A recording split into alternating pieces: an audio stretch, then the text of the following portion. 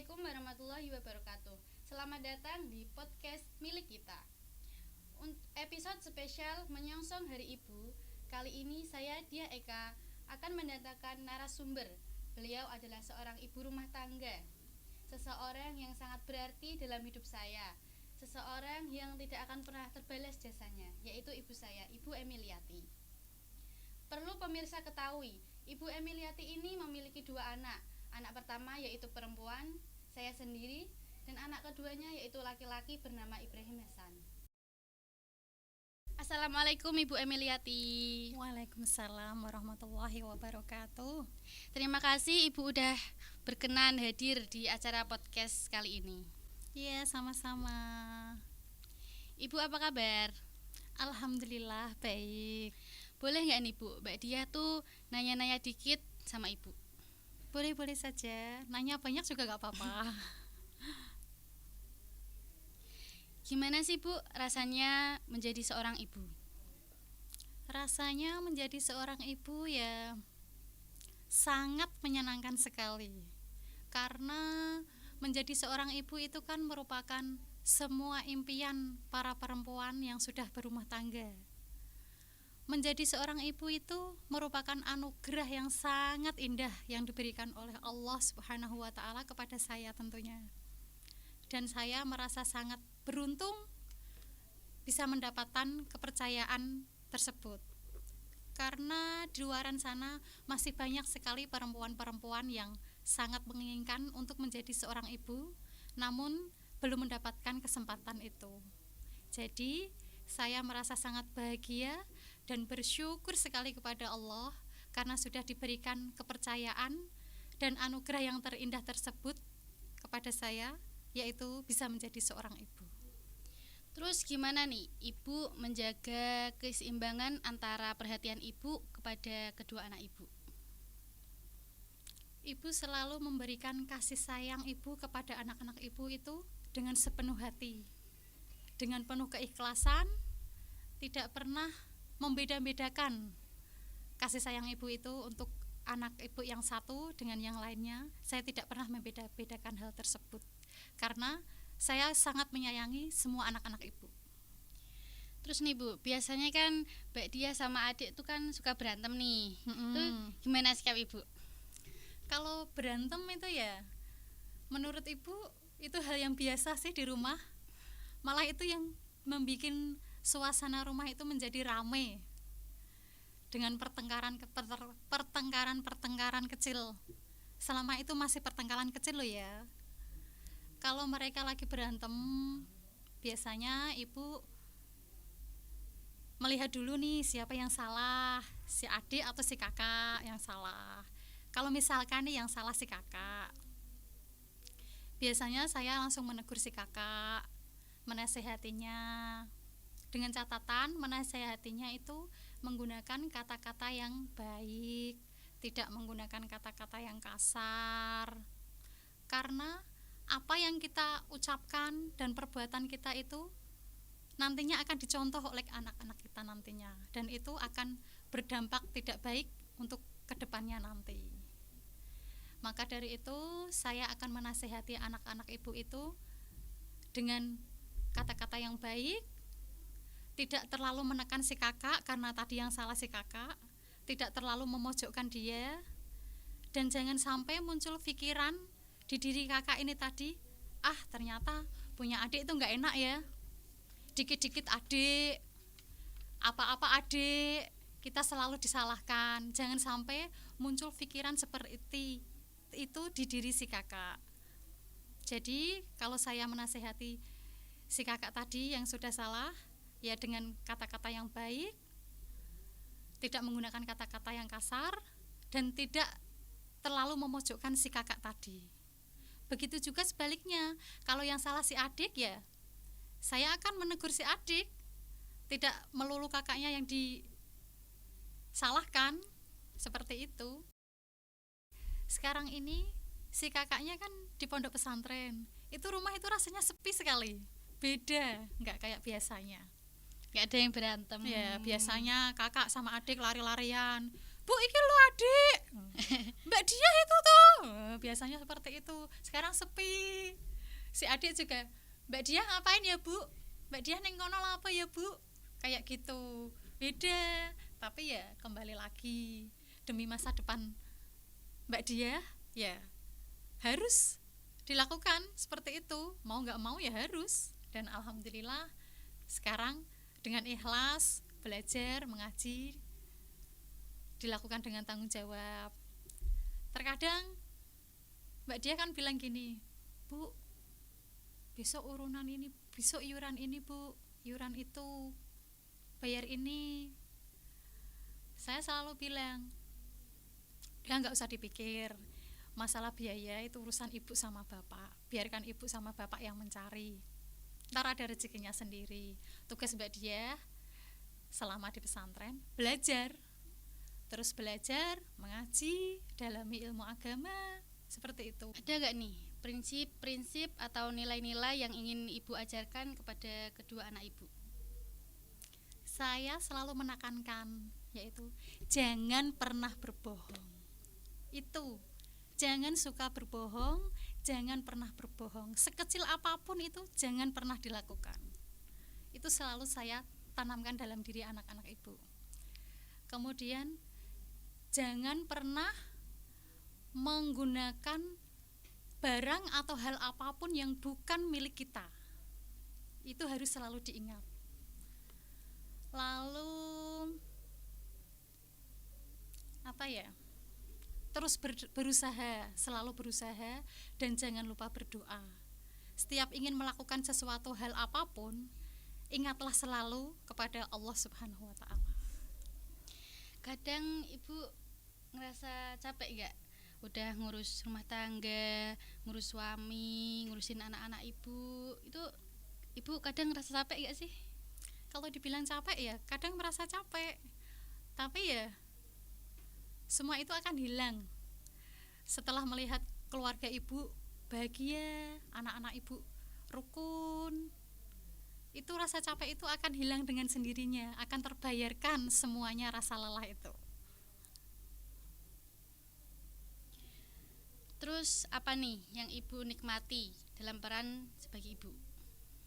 Semuanya saya nikmati, semuanya, tidak ada yang terlewatkan, baik yang suka, duka, kemudian senang, susah, semuanya saya nikmati, nggak ada yang terlewatkan. Karena menjadi seorang ibu itu kan suatu anugerah yang paling indah yang diberikan oleh Allah, dan tidak semua perempuan bisa merasakan hal tersebut. Terus Mbak Dia mau nanya nih, Ya, apalagi coba. seberapa besar sih sayangnya ibu kepada kedua anak ibu? Sekarang giliran saya yang nanya ya. Seberapa besar sih kasih sayang Mbak Dia sama ibu? Ya, kasih sayang Mbak Dia kepada ibu tuh ya besar, gak bisa diutarain sama kata-kata. Oh, seperti itu ya. Kalau ibu yang ditanya seberapa besar kasih sayang ibu kepada anak-anak ibu, ya jawabannya tak terhingga, dan itu sepanjang masa. Ya kayak lagu anak-anak SD sama TK ya Bu ya. Masa? Coba dinyanyiin, masih ingat gak lagunya? Yo bareng-bareng. 1, 2, 3. Kasih ibu kepada beta tak terhingga sepanjang masa, hanya memberi tak harap kembali, bagai sang surya menyinari dunia. Ternyata masih hafal. Ya seperti itu. Kalau ibu ditanya seberapa besar kasih sayang ibu kepada anak-anak ibu, ya jawabannya tak terhingga, dan itu sepanjang masa. Tidak bisa diibaratkan dengan apapun, tidak bisa diungkapkan dengan kata-kata. Pokoknya sangat besar sekali, tak terhingga tadi. Terus gimana nih ibu membantu anak-anak ibu mengatasi kesulitan dalam hidup mereka? Kalau itu gini ya, anak-anak kalau punya masalah itu kan tidak selalu cerita sama ibunya, benar kan? Pasti Nggih. ada momen-momen tertentu, masalah-masalah tertentu yang tidak diceritakan sama ibunya. Tapi kembali lagi, insting seorang ibu biasanya itu kan nggak bisa dibohongi ya. Oh, si anak ini kok beda, tidak seperti biasanya, ada yang lain, seperti ada yang disembunyikan, seperti ada masalah. Itu seorang ibu itu, insting seorang ibu itu biasanya tahu. Lah biasanya kalau terjadi seperti itu ya saya dekati si anak, saya ajak bicara, apakah ada masalah atau ada hal yang di luar sana yang disembunyikan tapi tidak mau cerita. Biasanya saya tanyakan seperti itu. Kemudian ya si anak nantinya ya mau cerita. Kalau si anak sudah cerita, kita dengarkan ceritanya seperti apa, kita kasih solusi, kita kasih masukan untuk permasalahannya tadi, biar bisa terpecahkan masalahnya si anak tadi. Seperti sekarang ini, kemarin Mbak Dia WA ibu mau nggak jadi narasumber gitu kan ya. Apa sih yang nggak buat anak ibu? Namanya anak ibu lagi ada masalah, lagi ada problem ya, sebisa ibu membantu, sebisanya ibu akan membantu. Ibu rela-rela dari rumah ke sini loh, belum belanja, belum masak. Nanti adik kalau pulang sekolah belum ada masakan, ibu bela-belain ke sini. Demi siapa? Demi Mbak Dia. Saya bantu ikut podcast hari ini.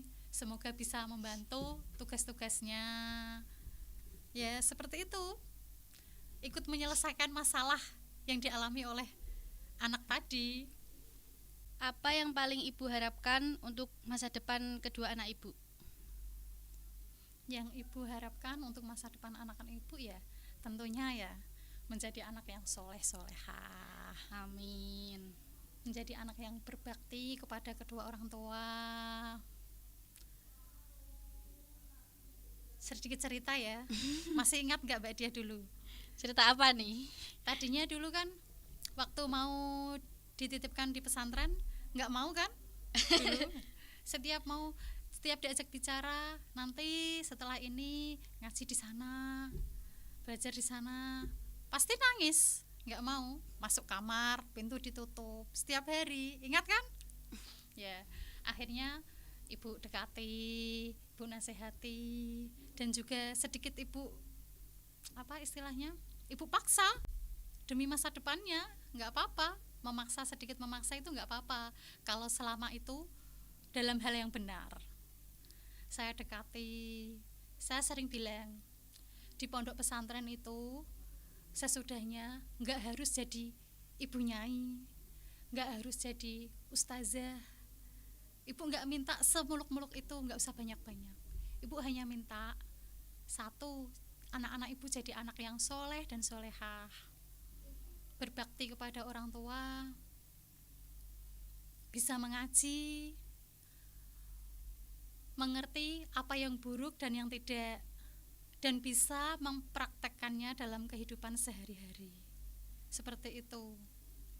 Lalu nanti kalau ibu dan bapak sudah tidak ada, anak-anak ibu bisa mendoakan ibu dan bapak nantinya. Itu yang selalu saya tekankan.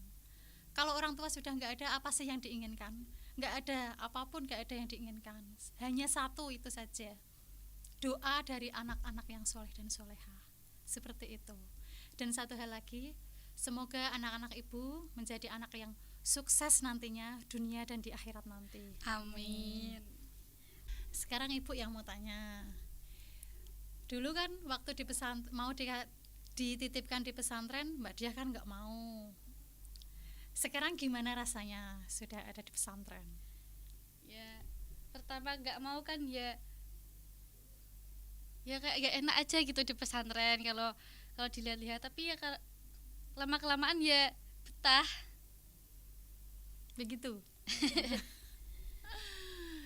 Kalau ibu itu kan meskipun anaknya nggak mau, tapi itu demi masa depannya, ya harus dipaksa. Orang Jawa bilang itu kan, mengurus anak, mendidik anak itu ya bahasanya apa ya, yo dilus yo dikasar. jangan terlalu dimanjakan. Kalau terlalu dimanjakan itu tidak akan berdampak baik pada si anak tadi. Terlalu manja, apa-apa ibu, gini-gini, itu gak baik. Terlalu dikasar ya, itu juga gak bagus. Karena si anak tadi pasti akan berpikiran gini, setiap kali melakukan kesalahan, pasti pikirannya gini, alah, dalam bahasa Jawa ya, alah, paling aku kok yo sengeni sek. Paling yo dijewer rek. Paling ya dihantem, ya mungkin akan tumbuh pikiran seperti itu. Jadi dia akan merasa terbiasa dan tidak akan merasa jera jika melakukan sesuatu hal yang buruk seperti itu. Jadi ya benar kata orang Jawa, mendidik anak itu yo dilus yo dikasar biar seimbang. Nah, di los terus ke bedek tuman. Nah, seperti itu. Pasti kan Mbak Dia kan punya salah nih sama ibu. Nah, hari ini Mbak Dia minta maaf. Di hari ibu ini Mbak Dia minta maaf kalau Mbak Dia punya salah sama ibu, udah kecewain ibu. Kalau anak-anak ibu punya salah sama ibu ya, ibu sudah maafkan dari dulu-dulu. Itu pasti. Karena seorang ibu itu pasti menyayangi anaknya. Tidak ada, mana ada sih seorang ibu yang tidak sayang pada anaknya. Saya yakin semua ibu di luar sana pasti menyayangi anaknya. Kalau si anak melakukan kesalahan, ya itu hal yang wajar. Ibu pasti memaafkannya. Kita ajak bicara, dinasihati. Yang sudah ya sudah, jangan sampai diulang lagi, seperti itu. Dan menurut ibu, setelah anak ibu berada di pesantren, alhamdulillah banyak sekali perubahan yang saya lihat dari diri anak ibu, di diri Mbak Diah tentunya. Banyak sekali dari yang tadinya dikit-dikit marah, dinasihati gimana, sekarang sudah banyak perubahan. Sama orang tua ya, sudah sopan. Terus dulu-dulu ya, namanya anak remaja ya, lagi pengen tahunya, kadang berbohong sedikit, bohong sedikit untuk masalah yang sepele, tapi bohong yang kecil itu tadi kan akhirnya bisa bisa membawa kebohongan yang lebih besar lagi. Untuk menutupi kebohongan yang satu tadi, bohong lagi, besoknya bohong lagi, besoknya lagi berbohong lagi, dan seterusnya.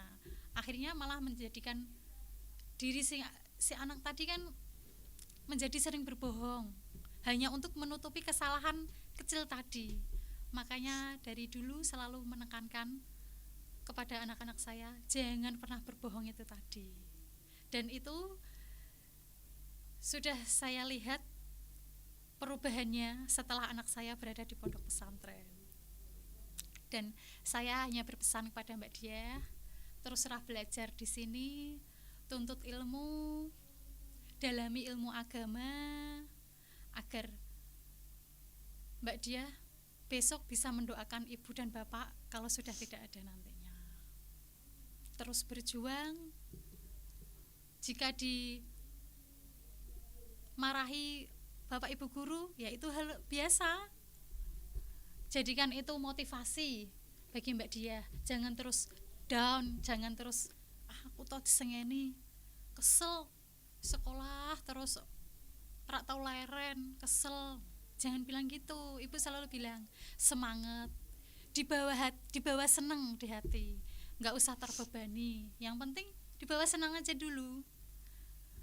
Setelah hatinya senang kan semua masalah akan teratasi, seperti itu. Yang baik-baik di sini, terus belajar, patuhi bapak ibu guru, dan jangan lupa terapkan juga di kehidupan sehari-hari.